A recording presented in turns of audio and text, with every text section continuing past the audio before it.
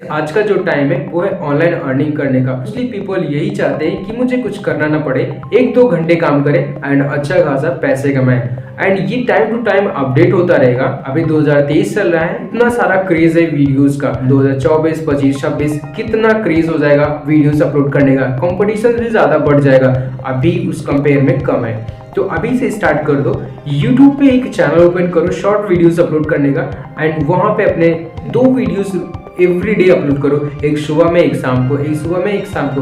जैसे डॉक्टर बोलता है दवाई लेने को सुबह शाम, वैसे ही सुबह शाम आप वीडियोस अपलोड करो एंड 100% अगर टाइम टू टाइम ऐसे करते रहोगे 1 मंथ के अंदर में आपका चैनल यूं उड़ेगा ऐसे।